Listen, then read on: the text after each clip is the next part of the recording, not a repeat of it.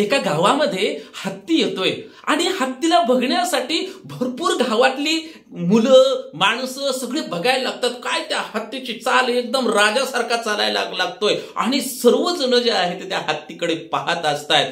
परंतु गावातील कुत्री मात्र जे आहेत त्या हत्तीवर भुंकायला लागतात. एवढे जोरजोराने भुंकायला लागतायत आणि एक कुत्रा म्हणतो, बघ बघ बघ बघ कसा भिवून पळतोय मला, कसा भिवून पळतोय मला.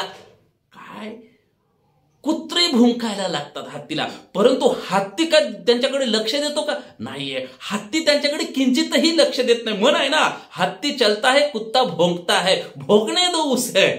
अगदी त्याचप्रमाणे प्रिय सज्जनांनो, जेव्हा आपण या आध्यात्मिक मार्गावर चालतोय, साधना करतोय, भक्ती करतोय, नामजप करतोय, अशी कुत्र्यासारखी लोक जे असतात ना, काही भुंकायला लागतात आपल्यावर. काय अरे म्हणे काय वेळ आहे, काय याला काय आता जे आहे ते भक्ती करायला पाहिजे का? अरे तरुण वय आहे, मौज मजा करा, मस्ती करा. अरे भक्ती देव तर म्हाताऱ्यापणी करायची गोष्ट आहे. काय अशी कुत्र्यासारखी भुंकणारी लोक असतात. भुंकू द्यायचं, परंतु आपण साधना केली पाहिजे, आपण श्रवण कीर्तन केलं पाहिजे, आपण भगवंतांच्या भक्तीमध्ये सदैव संलग्न राहिलं पाहिजे. जे कुत्र्यासारखी लोक असतात त्यांची पर्वा नाही केली पाहिजे.